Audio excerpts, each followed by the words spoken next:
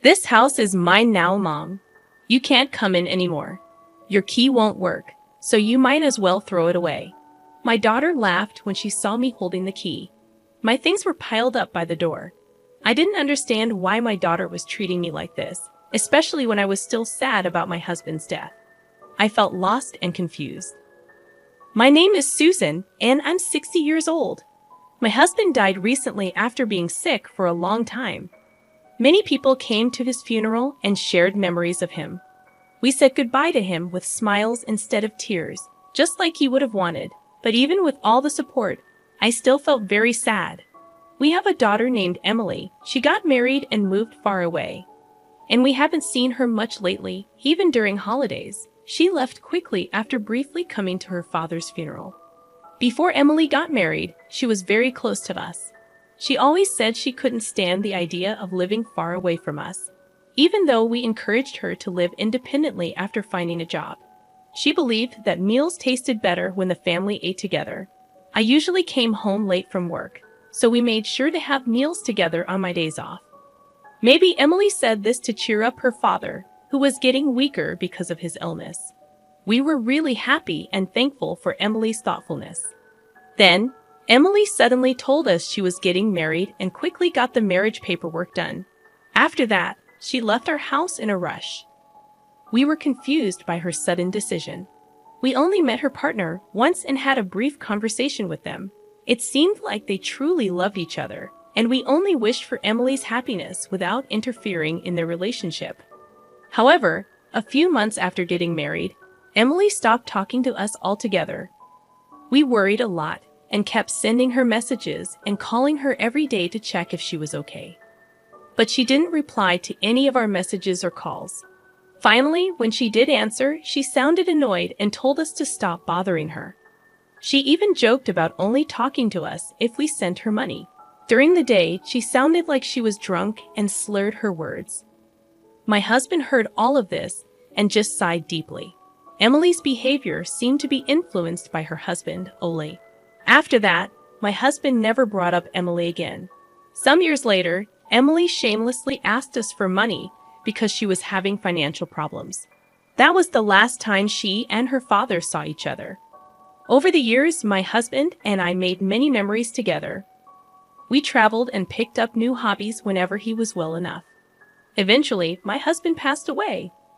When I came back home from his funeral, I was shocked to see movers directed by Emily piling up my belongings outside. She told them to just stack everything in a corner. When she saw me, she said, "Well, Mom, this isn't your home anymore. I've packed up your things. You'll have to find somewhere else to live before it starts raining and everything gets wet." Emily, why are you doing this? What's going on? Please, tell me what's happening. I was just so confused, not understanding anything. What's there to explain? You already know, don't you? This house is supposed to go to Emily after me. Don't act like you don't get it. Emily said this, and then a big man stepped out from behind her. It was because of him that Emily changed. His name is Ali, and he's Emily's husband. Meeting him changed Emily completely. We were introduced to him as a regular guy who worked at a company. But later we found out he was involved in shady business stuff. When we learned about this, we couldn't understand how our honest Emily ended up with someone like Ali, and we were really worried. Emily and Ali kept us away from them, but a few years ago, they suddenly came to our house and shamelessly asked my husband for money. It shook me deeply, but my husband stayed calm and mentioned a will that even I didn't know about back then. It clearly said that this house would go to Emily and everything else to me. Now that Dad has passed away, the house belongs to Emily, so outsiders should leave quickly. You have no right to live here. Don't pretend you've forgotten. Ali kicked my things aside and sneered, but you can't just show up here all of a sudden. Seeing my stuff piled outside, I didn't know what to do. I felt completely lost. Now, Ole, don't be so harsh. Mom shouldn't stay here, but we're still family, right? Emily said this as she came closer to me while I held onto the key. Don't be so sad. You'll always be my mom. You can use this key to come to the house anytime. Don't feel too down. Then she took the key from my hand and threw it as far as she could. What's the matter with you? The key flew through the air and disappeared. I was shocked by Emily's unexpected action. Turning back to her, I said, I'm sorry about that. Upon closer inspection, I realized that the key was already useless. I forgot we changed the locks earlier. There was no point in you holding onto it, so I threw it away for you. Don't act like I've done something terrible. It's not that big of a deal. Emily and Ole looked at me in disbelief and burst into laughter. Emily's face, now completely different from before she got married, showed that she would do anything for her own benefit. I felt tears starting to form. Then I remembered my husband's gentle smile, as if he was telling me to stay strong. Emily, I understand what you're trying to say, but you're getting the wrong idea. This isn't the right place to talk. Let's go inside. I urged Emily and Ole to come inside, but they resisted. We're still moving in, and don't act like you're in charge, telling us where to talk. This isn't your house anymore. You need our permission to come in. Ollie snapped back. Faced with Allie's rudeness, I insisted. We need to discuss this house. It's not yours yet. I'm just about to explain, Emily interrupted. I've called someone who can explain it clearly, and he'll be here soon.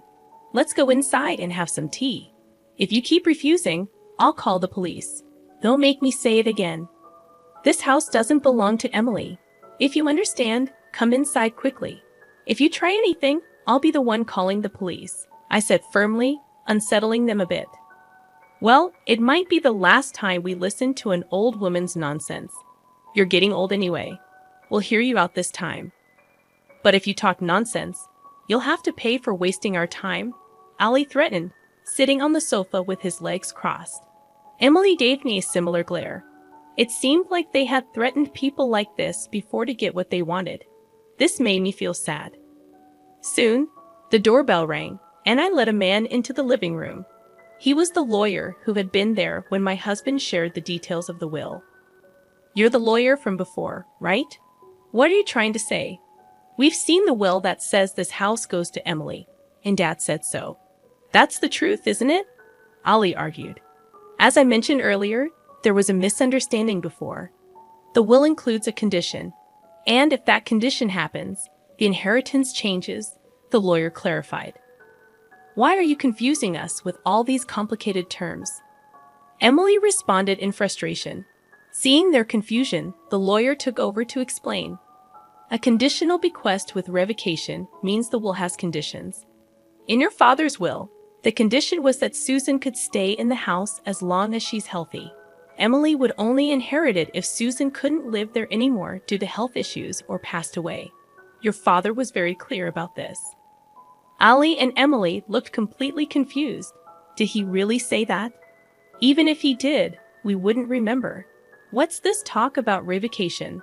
Emily shook her head in disbelief. Okay, then what about those conditions? Ollie asked, sounding a bit shaken but still defiant. By trying to kick Susan out of the house, you violated the conditions of the will. Because of that, Emily lost her right to inherit the house, the lawyer explained straightforwardly. Wait, so you're saying I can't inherit just because of that? That's ridiculous. Emily exploded in frustration. That's the essence of this will. Breaking that condition, whether it's minor or major, leads to revocation, the lawyer explained calmly. When did we ever break that condition? Can you prove it? Ollie leaned in, clearly trying to intimidate the lawyer. The lawyer cleared his throat. There was a moving truck outside, arranged by you two, wasn't it? You were trying to move your things in and live here without Susan's consent. Don't act like we did something wrong. We told Mom about it. She just forgot and panicked on her own. That's not our fault, Emily protested. Such childish excuses don't work in the adult world. Not only did you move in without permission, but you also threw my belongings outside, telling me to leave quickly, the lawyer replied sternly. I never said that. You're the one lying. I can't believe my own mother would make up such accusations. If you keep this up, I'll sue you. Do you want that? Being sued by your own daughter is the last thing you want, right? So take back what you said. Emily threatened, her voice filled with anger. The lawyer remained composed and pulled out his phone. We can't retract the truth. Multiple witnesses saw and heard you telling Susan to leave. We've even recorded their testimonies. He played a video with statements from movers and neighbors. Everyone's stories match. They'd all say you two told Susan to leave. You could have paid them to say that. How can we trust this? Stop making a fool of us. Ollie accused, but the lawyer ignored him. Instead, he produced a key. Emily, you took the key from Susan and threw it away, which was witnessed by many. I found this key exactly where it was described to be. Changing the locks means Susan can't enter or live here, breaking the condition that she can stay as long as she's healthy. So, you violated the terms of the inheritance. Don't spout whatever you want. If I get serious, I can ensure a lawyer like you never works again. Despite Allie's loud threats, the lawyer remained calm and continued. Therefore, this house will never belong to Emily, and you have no right to live here. Now please remove your belongings and return Susan's immediately. If you delay or try to stay, we'll report a breaking and entering crime to the police. You have 2 hours. Begin now. The lawyer clapped his hands sharply and checked the time on his wristwatch. Police, you say?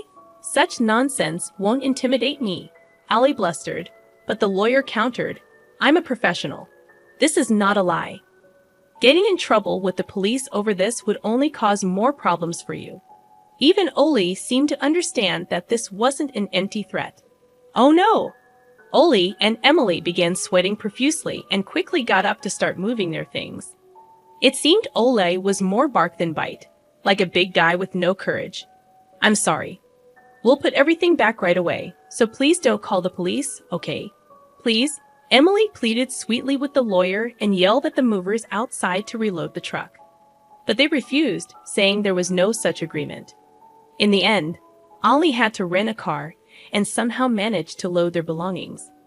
Just loading isn't enough. You must put everything back the way it was. If Susan's belongings are damaged or dirty, clean them up. Any damage, and we'll report property damage and seek compensation, the lawyer reiterated, pushing Ollie and Emily to restore everything within 2 hours after loading their belongings. After loading their belongings, Emily tearfully asked Ollie, now that we've packed up, what do we do? How should I know? It's because of your dad's strange will, Emily sharply retorted, blaming Ollie for not paying attention to the will properly. Despite their argument, they drove off, leaving the scene. I thanked the lawyer profusely and returned to my home filled with memories of my husband, feeling relieved. Later, I heard that Ollie and Emily had caused trouble in their previous town and moved to our house, almost like a secret escape. They had targeted me for inheritance money, but now they were gone. Emily, staying with Ollie, seemed destined for a life of repeating mistakes. It pained me, but it was the path Emily chose. If they ever regretted their actions and wanted to live honorably, I'd be willing to help. My husband had mentioned something like this. For now, I'll enjoy my time in our shared house, perhaps even trying skydiving, something my husband had wanted to do. Looking up at the stars in the night sky, I felt my husband encouraging me, and I gently wiped away a tear.